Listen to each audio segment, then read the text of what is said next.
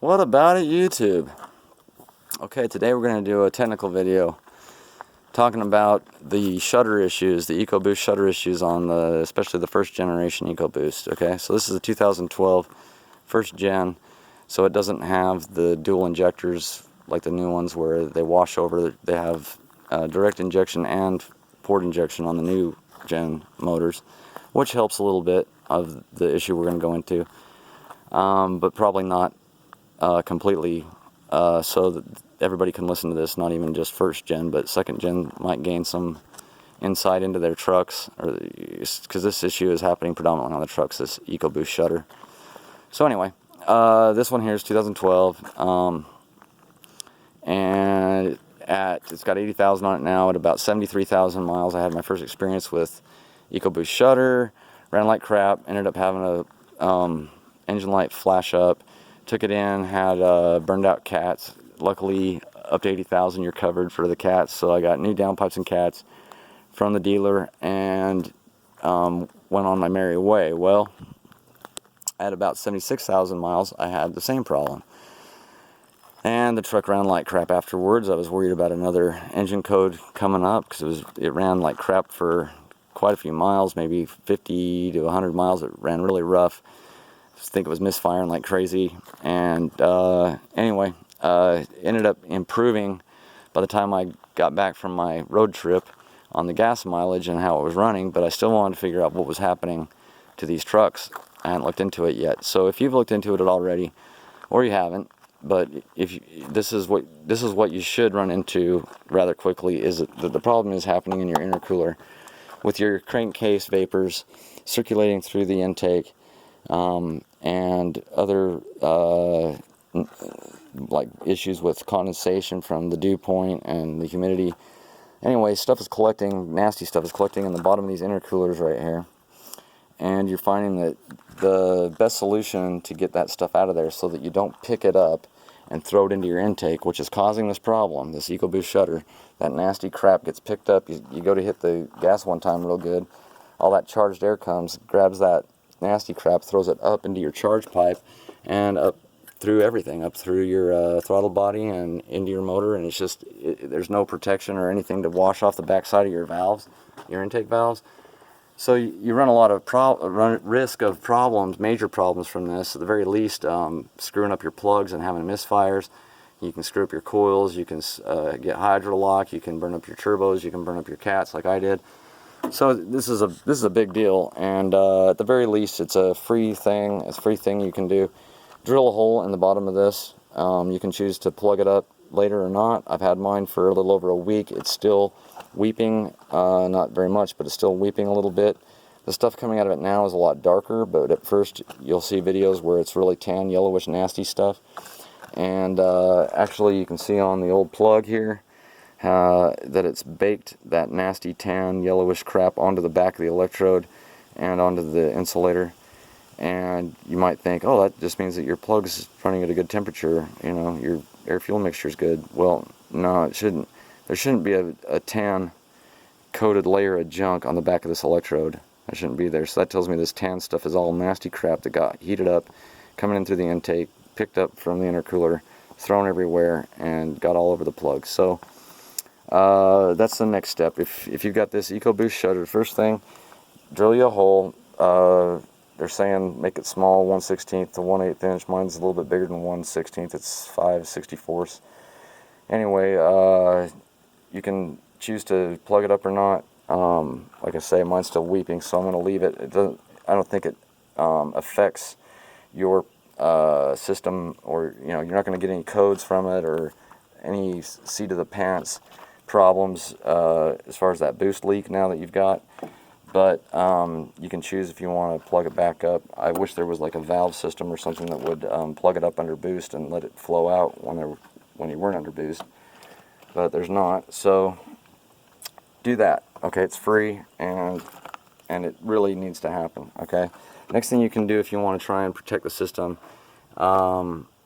is get a catch can from these oil vapors, or from these vapors, these crankcase vapors and the rest of it that's getting into the system. It won't solve all the problem with the humidity and everything, but it will help a little bit You can see videos on the catch cans and how much junk they're getting out of the catch cans. It's just going in between your PVC system here, from your crankcase. Normally the tube just goes from here to your intake, past the throttle, right directly into it, post throttle body. And this is the side you need to worry about, the passenger side. The blow-by on the driver's side isn't nearly as bad. You can actually get breather oil caps that'll help the driver's side if you're worried about it. And they're about 70 or 80 bucks for a good breather. CFM, I think, makes a good one. There's a couple of them on the market that have the right valving that won't allow positive air in there when the motor's under vacuum. So if you do that, make sure you get a good one. Anyway, that's something you can do. 140 bucks. Ford makes one they call an oil separator rather than a catch can. It's 179 bucks. Then they have some that vent to atmosphere, and they have different choices and prices on them. Lots of different companies make them, but that's something you can do. I did mine again, 140 bucks. Not bad investment, okay? Now, what you're going to want to do minimum though, even if you don't do the catch can, is you're going to want to go get the new plugs. There's new designated plugs that are iridium rather than platinum, and they have a new part number, and there's the new part number. That's what you need to get.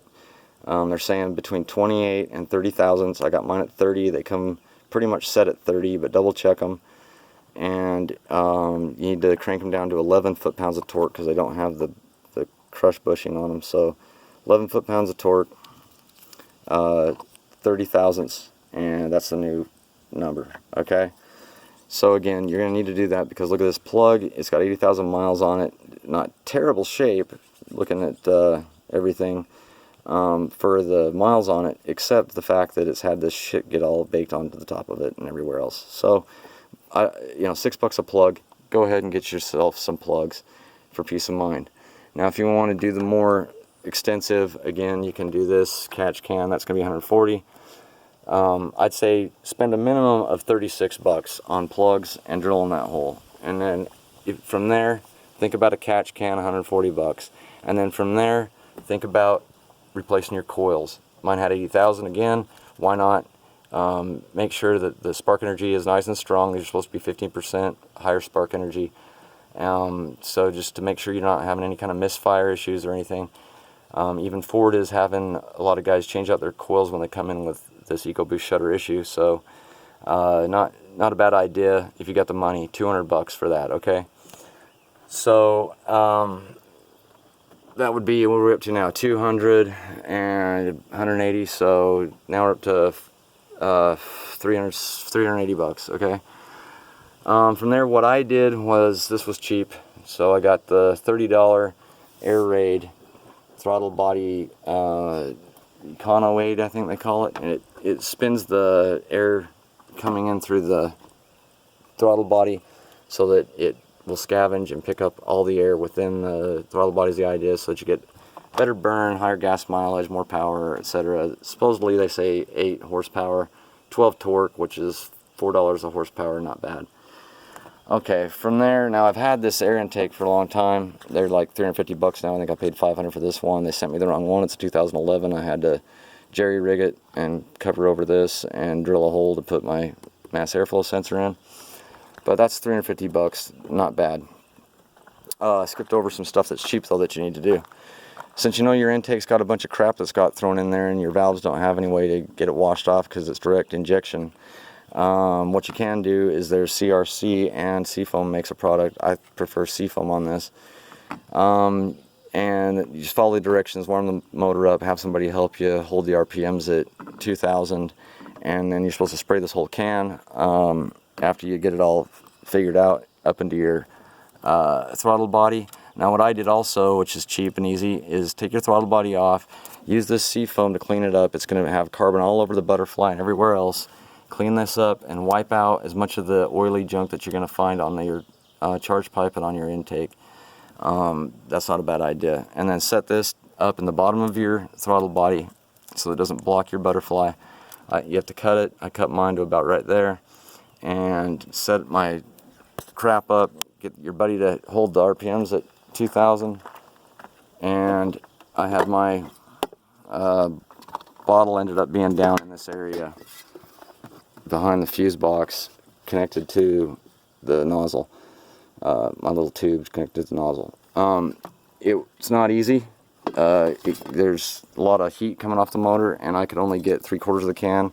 If you can get the whole can, you're doing real good. But that I think helped. Not a bad idea. Clean up your intake, 13 bucks. That's a cheap thing you can do. Here's another cheap thing that you should really do, and this is your mass airflow sensor cleaner. 8 bucks at AutoZone. You got 1, 2 on the charge pipe, and 3 back here on the back of the intake. This one on the back of the intake and this one on the charge pipe are very similar. Don't get them mixed up. But yeah, it's simple to take them out, follow the directions, spray the hell out of them, and clean them up, and that's going to make a huge difference in the way that your computer is able to read your airflow and get your airflow mixture figured out right. As you might expect, that one wasn't too awful bad. This one had a lot of junk on it, and the one in the back had the most junk on it. And this one cleaned up nicely. Of course, that one was already cleaned pretty well. And this one, I couldn't get everything I wanted off of it, but hopefully enough that it's not going to cause problems. I won't have to buy a new one. But you can expect them to have junk on them, and that's a cheap fix, okay? So you're talking about 8 bucks for this, 13 for this, okay? And we went over the prices and everything for everything else. So now you know, I mean, if you added everything that I've done on this truck up, you're at about 1,350 bucks. And this thing will leave here. Oh, I didn't go over one more thing I bought. This right here, this Boost Max, JMS Boost Max. I don't think you need a chip. I think you just get yourself, if you want to get what you can out of this truck, add about 90 horsepower and 100 foot-pounds of torque. Get this Boost Max. They work. Adds 5 pounds of boost. And then I went ahead to match with that. I bought these boost controllers, these blow-off valves from TurboSmart. They're a little expensive. They're 150, and you need 2 of them, so there's 300. So there's 600 bucks that I didn't talk about that I spent. In addition, oh, that's good. I dropped the damn spring.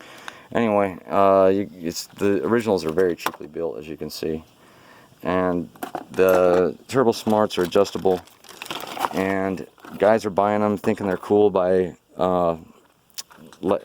turning them out all the way, and that way that it's constantly releasing boost.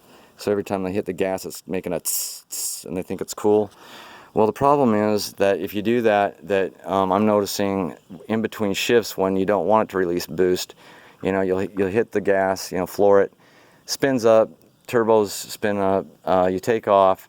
And then whenever the truck shifts, you'll hear it go tss, which means you just lost boost. So that's not really the idea. If you buy these things, you should dial them in to where they'll release pressure, but not in between shifts, you know, under a load. And really, ideally, you'd want to keep a little bit of charged air in there so that the turbos will spin up faster the next time you hit the gas.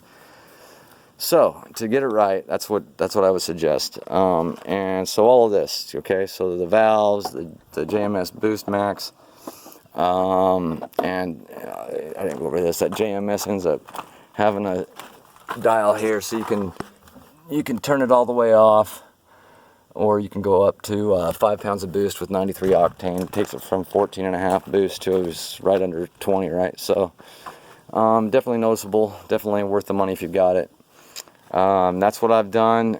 So now you should know what you need to do at a minimum, what the costs are, and if there's any questions you might have, just leave them in the comments. I'll try and answer them of what I suggest and what's worked for me.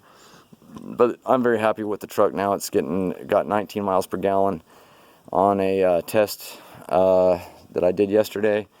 Test run, driving around, and actually hit the gas a couple times pretty good. That's up from 16.1 before I took off on my road trip, where I had my second incidence of shudder. So gas mileage is improved. It runs great. It idles great. Again, if there's anything that I can help you with in the comments, but that's going to end it for this video on Ecoboost shudder.